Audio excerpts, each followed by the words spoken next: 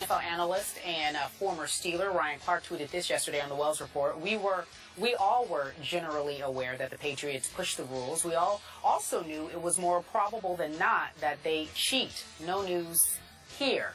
That goes along the lines of what Mr. Bettis said when the Deflategate issue first came about. You called them known felons.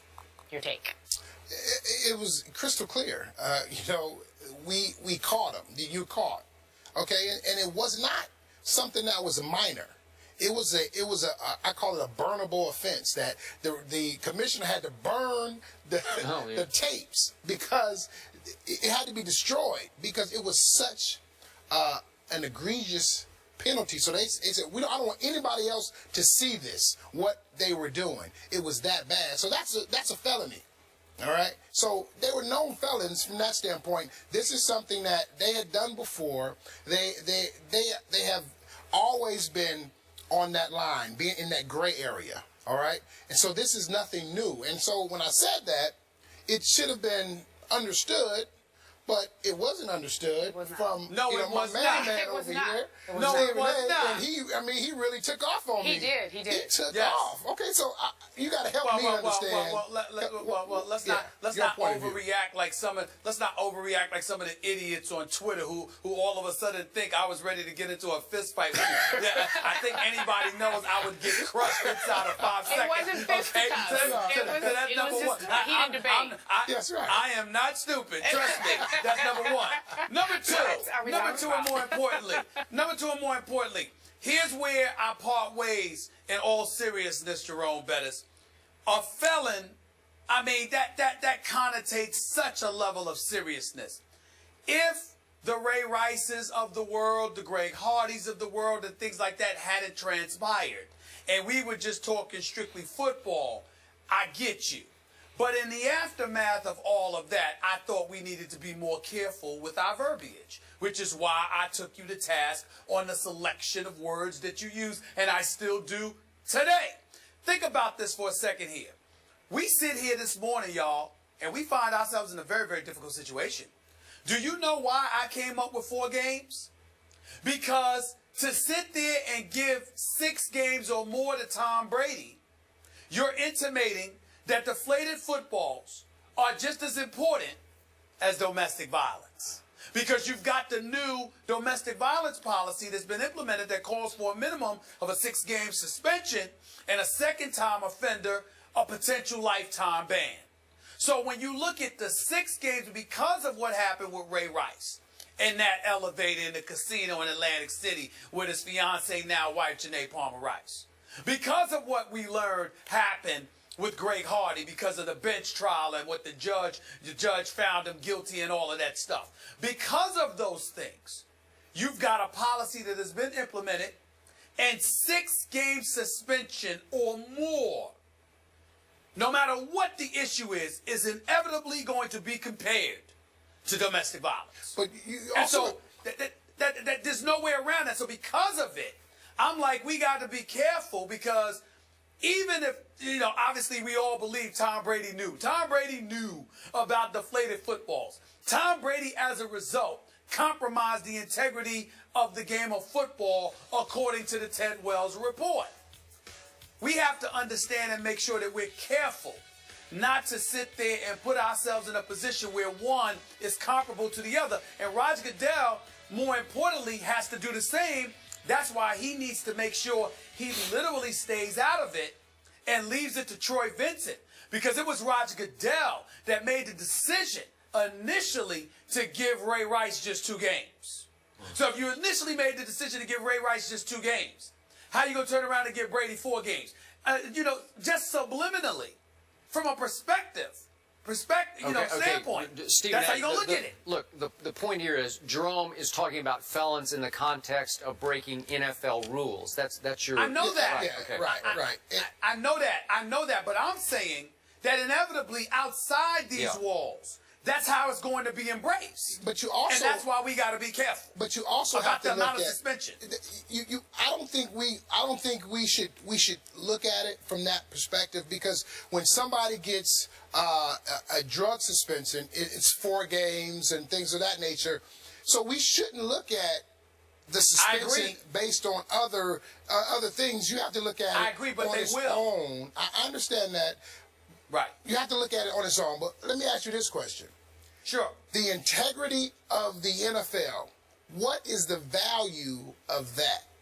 And at that, and so at what point, if I'm a viewer, a fan of the NFL, do I look at it and say, well, are all these games fixed, or is there something going on with all these games? So you have to, at some point, draw I have a question. A line in the sand and say, enough is enough. This organization has been doing this far too much. We've got to hold these guys accountable. Hold on, Jerome. Well, then you need to answer this question for me. And I'm not disagreeing with anything that you just said. I get it. Isolated. You know, one shouldn't be compared to the other. I'm not saying I would do it. I know we wouldn't do it. But I'm just talking about Joe Public, which the NFL obviously is concerned about. Okay? Right. But here's the question. In the sport of baseball, obviously it was gambling. Pete Rose has been banned for life. You got the Marcellus Wileys of the world for ESPN and others who make the case that they would support Tom Brady being suspended for the year.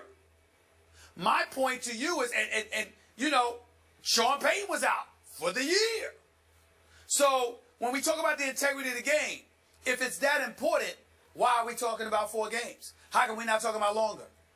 Well, because when you look at these instances, these are organizational issues from when you look at the Saints. These were coaches directing players. All right, now that goes along the line of it sets a really bad precedent. So I understand there from the standpoint, if I'm a player, I'm going to do what my coach tells me to do. My coach tells me to go out and try to take this guy out, then that's a whole different deal. And to create a pool of money, all those things. That was a huge issue. This is a small minor offense. It's a minor offense. Much like offensive linemen, when they used to spray the silicone, whatever it is, on their jerseys, just so that defensive linemen couldn't get a grip on them. That's what it's in relationship to when you look at other teams. You look at in years ago when the receivers used to put the stick on their hand, try to get a competitive advantage. So these things is the quarterback throwing the football. I understand, it's the most important part of the game. But he's still a single player. Yep. All right. So we can't. Player. He's the player, but you can't hold an offensive lineman and what he does bad differently from when the quarterback does something, because they're both trying to gain a competitive advantage. Okay. And so from that standpoint, it's equal. Okay. And so you have to look at it from that standpoint. So it's not a situation where he needs to be suspended for an entire year.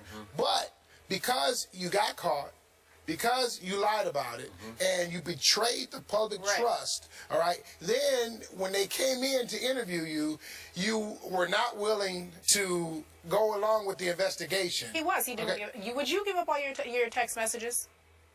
Yes. I'm asking. Never. Absolutely. Yeah, exactly. Never.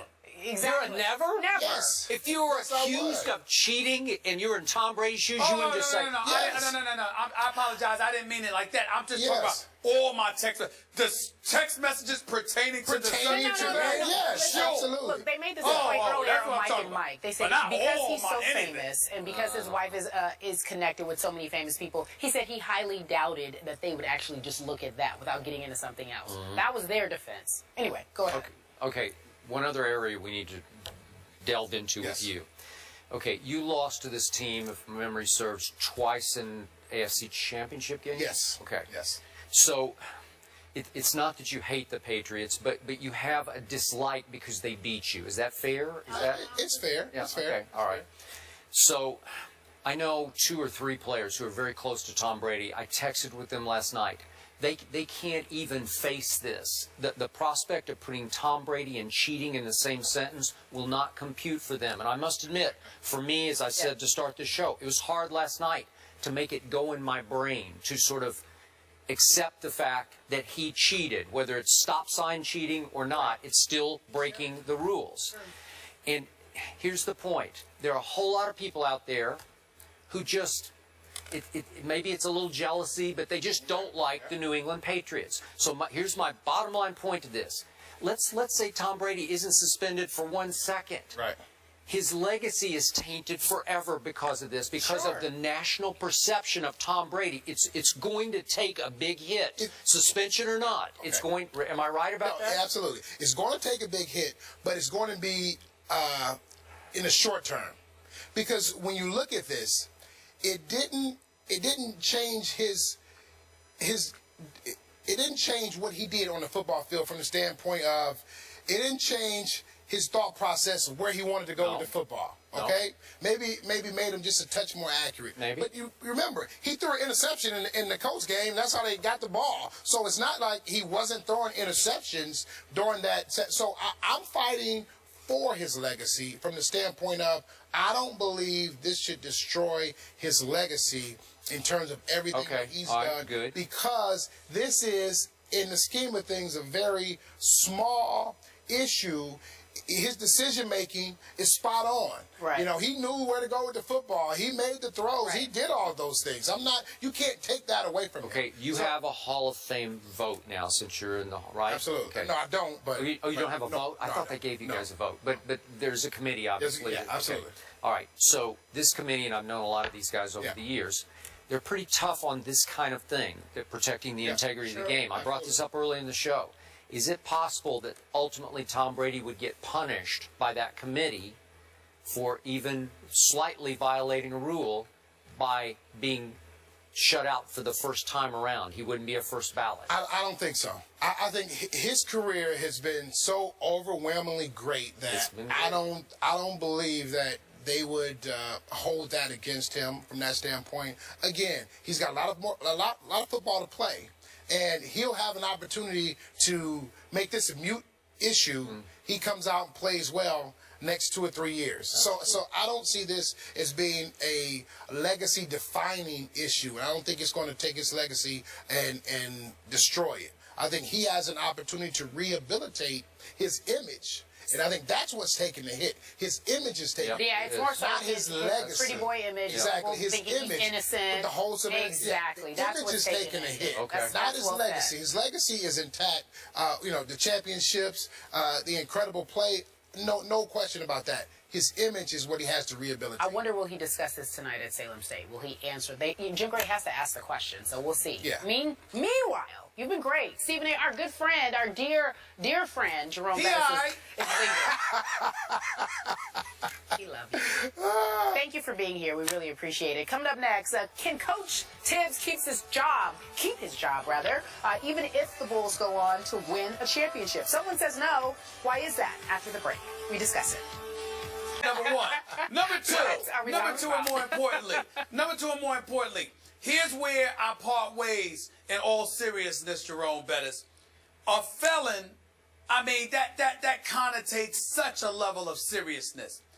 If the Ray Rices of the world, the Greg Hardys of the world, and things like that hadn't transpired, and we were just talking strictly football, he really took off on me. He did. He took off. Okay, so you got to help me understand.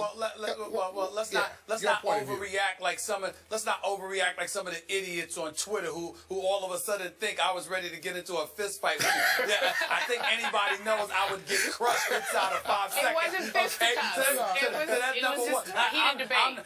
That's right. I am not stupid. Trust me. NFL analyst and former Steeler Ryan Clark tweeted this yesterday on the Wells Report. We all were generally aware that the Patriots pushed the rules. We all also knew it was more probable than not that they cheat. No news here. That goes along the lines of what Mr. Bettis said when the Deflategate issue first came about. You called them known felons. Your take? It was crystal clear. So that's a felony. All right. So they were known felons from that standpoint. This is something that they had done before. They have always been on that line, being in that gray area. All right. And so this is nothing new. And so when I said that, it should have been understood, but it wasn't understood from my man over here. No, it was not. We caught him. You caught. Okay. And it was not something that was minor. It was a I call it a burnable offense that the commissioner had to burn the tapes because it had to be destroyed because it was such an egregious penalty. So they said, I don't want anybody else to see this, what they were doing. It was that bad.